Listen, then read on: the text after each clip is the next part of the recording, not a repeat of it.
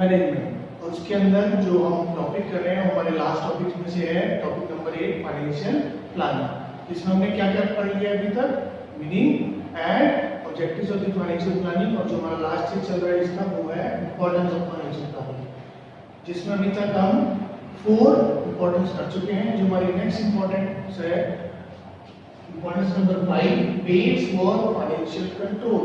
इसका क्या मतलब हुआ, हम फाइनेंस की प्लानिंग कर रहे हैं। प्लानिंग क्या होती है, थिंकिंग इन एडवांस, शुरुआत में ही फ्यूचर के लिए सोच लेना। सपोज जैसे गवर्नमेंट प्लान बनाती है, तो गवर्नमेंट बजट बनाती है, तो वो अगले साल के लिए इस साल सोच लेती है। यही तो होता है प्लानिंग में। प्लानिंग में क्या कर रहे हैं हम, अगर आप फाइनेंस का प्लान कर रहे हो तो इसका मतलब आप फ्यूचर के लिए एडवांस में सोच के रख रहे हो कि फ्यूचर में हमारी इतनी इनकम होगी, फ्यूचर में हमारे इतने खर्चे होंगे। अभी से सोच रहे हैं, फ्यूचर तो अनसर्टेन है, हो सकता है ज्यादा भी हो सकता है कम भी हो जाए, मगर हम एडवांस में प्लान करके चलते हैं, जिससे कि आपको एक हेल्प हो जाती है कि आप उतना फंड अरेंज कर सकते हो उस टाइम पीरियड के लिए। ठीक, तो सबसे पहला base for financial control, point number 5, financial planning becomes base for comparing. Compare करने में प्लानिंग आपकी हेल्प करती है। कैसे, आपने प्लानिंग में क्या निकाला, एस्टिमेटेड रेवेन्यू कि साल के एंड में मेरी इतनी कमाई होगी, या एस्टिमेटेड कॉस्ट कि इतने साल के एंड तक मेरे खर्चे होंगे। तो कॉस्ट भी एस्टिमेटेड निकली प्लानिंग में और रेवेन्यू भी एस्टिमेटेड निकला। साल के एंड में तो पिक्चर क्लियर हो जाएगी। तो साल के एंड में, ईयर के एंड में आपके पास क्या आ जाएगा, actual revenue and actual cost. इससे फायदा क्या होगा, आप कंपेयर कर सकते हो कि आपका एस्टिमेटेड रेवेन्यू जो आपने प्लानिंग करते वक्त लगाया था, एक्चुअल उससे कम है, ज्यादा है, बराबर है। ज्यादा है तो उसके क्या रीजंस हैं, कम है तो क्या रीजंस हैं, इक्वल है तो वेरी गुड, आपकी प्लानिंग सेट बैठ गई है। इसके अलावा आपकी एस्टिमेटेड कॉस्ट है, उसको कंपेयर कर सकते हो एक्चुअल कॉस्ट से कि अगर सपोज मैंने खर्चा लगाया तो 10 लाख 12 लाख हुआ, 2 लाख ज्यादा क्यों हुआ, उसके रीजंस फाइंड आउट कर सकते हो। कम हुआ है तो उसके भी क्या क्या रीजन है, इक्वल हुआ है तो वेरी गुड। ठीक, तो अगर आपने प्लानिंग कर रखी होगी तो कल को आप कंपेयर कर पाओगे, मतलब कंट्रोल कर लोगे। इन केस अगर आपने प्लानिंग नहीं कर रखी तो क्या होगा, आपने कोई प्लानिंग नहीं करा था, अब जितना भी इनकम आई है ठीक है, जितने भी खर्चे हुए हैं ठीक है, आप कंपेयर ही नहीं कर सकते कि वो ज्यादा है कम है कैसे है, तो जो भी होगा फिर वो सही है। तो इस केस में आप फिर कंट्रोल नहीं कर पाएंगे। इसीलिए फाइनेंशियल प्लानिंग अगर आप करते हैं तो वो आपकी कंपैरिजन में हेल्प कर देती है, जिससे कल को आप अपनी रेवेन्यू को इंक्रीज कर सकते हैं और कॉस्ट को रिड्यूस कर सकते हैं। क्लियर हो गया की बात। नेक्स्ट पॉइंट है help in proper utilisation of finance.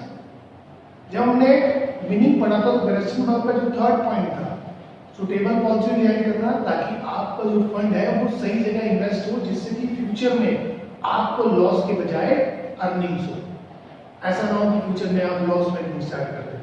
तो इसीलिए थर्ड पॉइंट के हिसाब से भी वही इंपॉर्टेंस है, help in proper utilisation of financial planning आपके फाइनेंस को प्रॉपर्ली यूटिलाइज कराने में आपकी हेल्प कर देती है। कैसे हेल्प कर देती है, आप फाइनेंशियल प्लानिंग में जब टोटल कैपिटल रिक्वायरमेंट पता करते हैं, फिर उसके हिसाब से फंड लेके आते हैं इंटरनल या एक्सटर्नल सोर्स से, उसके बाद आप सुटेबल पॉलिसी डिजाइन करते हैं कि मेरे को कई सारे इन्वेस्टमेंट प्रपोजल में से कौन से इन्वेस्टमेंट प्रपोजल में इन्वेस्ट करना है।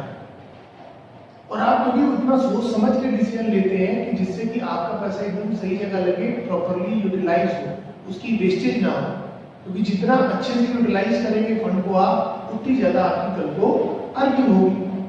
तो फाइनेंशियल प्लानिंग की हेल्प कर रही है आपकी। तो फाइनेंशियल प्लानिंग ये भी हेल्प कर रही है आपकी कि आपके फंड को प्रॉपर यूटिलाइज करवा रही है, क्योंकि फाइनेंस क्या है, life blood of the business. हमने पहली क्लास में सीखा था कि life blood of the business है। अगर फाइनेंस नहीं होगा किसी बिजनेस के पास, या शॉर्टेज होगी या उसकी वेस्टेज होगी, तो वो बिजनेस जल्दी ही बर्बाद हो जाएगा। क्लियर होगी बात।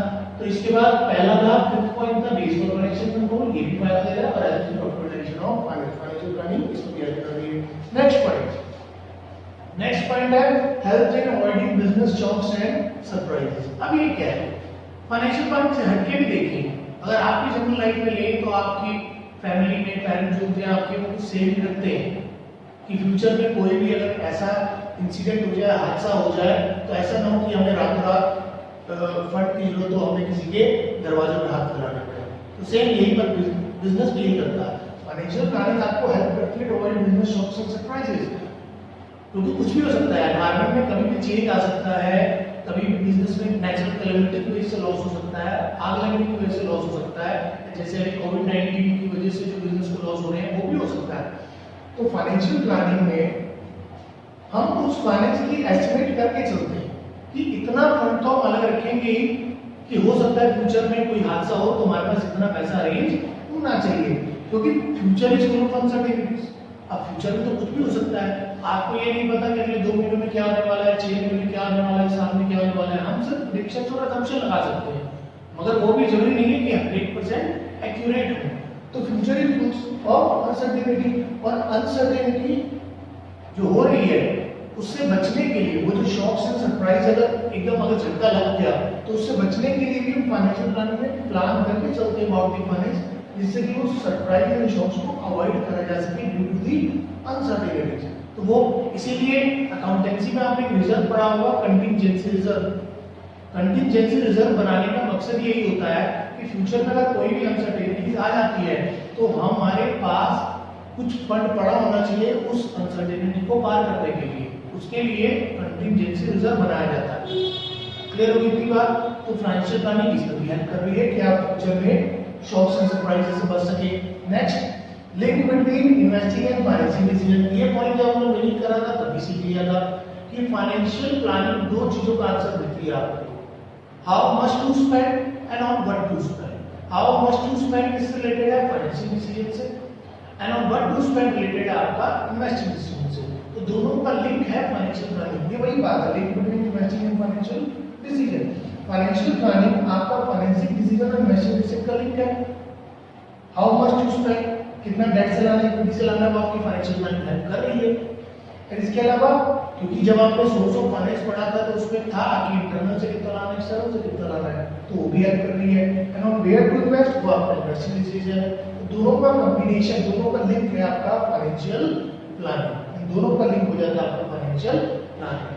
टोटल मतलब हमारे 8 पॉइंट हो गए, क्लियर हो गए। जो हमारा नेक्स्ट पॉइंट है फाइनेंशियल प्लानिंग में, helps in coordination. Financial planning coordination में भी हेल्प करती है इन दी वेरियस बिजनेस फंक्शंस। अब बिजनेस फंक्शंस कौन से हुए, पहले वो परचेज हो, प्रोडक्शन हो, सेल हो, ये सारे बिजनेस फंक्शन है जिनकी कोऑर्डिनेशन बहुत जरूरी होती है, और फाइनेंशियल प्लानिंग इसकी कोऑर्डिनेशन लाने में भी हेल्प करती है। एग्जांपल के तौर पे, अगर आपके पास रॉ मटेरियल नहीं होगा, रॉ मटेरियल नहीं होगा तो प्रोडक्शन नहीं हो पाएगा, और प्रोडक्शन नहीं हो पाएगा तो सेल नहीं हो पाएगी। अब रॉ मटेरियल ना होने की वजह से ना प्रोडक्शन हो पा रहा है ना सेल हो पा रही है। अब रॉ मटेरियल क्यों नहीं होगा? एक ही रीजन है, आपके पास फंड की कमी है।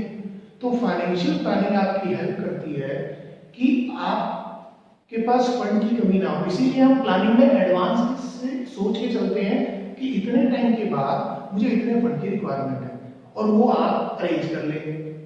फाइनेंशियल प्लानिंग आपकी क्या करती है, थिंकिंग एडवांस, एडवांस में सोच के चलती है कि 6 महीने या 8 महीने या साल के या 2 साल के बाद आपको इतने फंड की रिक्वायरमेंट होगी, और उस वक्त आपको वो अरेंज हो जाए, जिससे कि ना आपके परचेज में प्रॉब्लम आए, ना प्रोडक्शन में, ना सेल में। तो इन सब के बीच में कोऑर्डिनेशन लाने के लिए भी आपकी फाइनेंशियल प्लानिंग ही हेल्प करती है।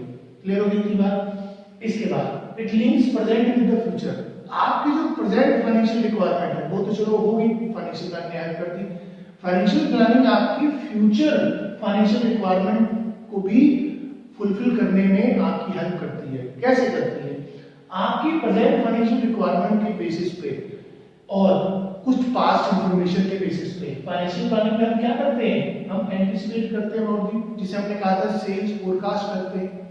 तो सेल्स फोरकास्ट के बेसिस पे आपको टोटल कैपिटल रिक्वायरमेंट पता चल जाती है फ्यूचर की, और जिसके बेसिस पे आप फंड अरेंज करते हैं ताकि फ्यूचर में इंटरप्शन और डिस्टर्बेंस ना हो आपके प्रोडक्शन पर। तो आपकी प्रेजेंट फाइनेंशियल रिक्वायरमेंट और पास्ट इंफॉर्मेशन के बेसिस पे फाइनेंशियल प्लानिंग में हम क्या एंटिसिपेट करते हैं, फ्यूचर सेल्स एंटिसिपेट करते हैं और ग्रोथ प्लान एंटिसिपेट करते हैं, जिसके बेसिस पे आपका फ्यूचर फाइनेंशियल रिक्वायरमेंट पता चल जाता है, जो हमने गैरेस्टनबर्ग के पॉइंट नंबर 1 में सीखा था, टोटल कैपिटल रिक्वायरमेंट निकालना। तो ये भी हेल्प कर रही है। तो it links present with the future, आपकी प्रेजेंट को फ्यूचर से लिंक डब्ल्यू फाइनेंशियल प्लानिंग। तो टोटल में ये 10 इंपॉर्टेंस थी फाइनेंशियल प्लानिंग की, और इसमें से जरूरी नहीं कि आपको सारी की 10 की 10 याद करनी है, आप मैक्सिमम 6 मार्क्स का क्वेश्चन आता है तो 6 भी याद कर सकते हैं जो आपको आसान लगे। क्लियर होगी इतनी बात? कोई भी डाउट हो कमेंट बॉक्स में लिख देना।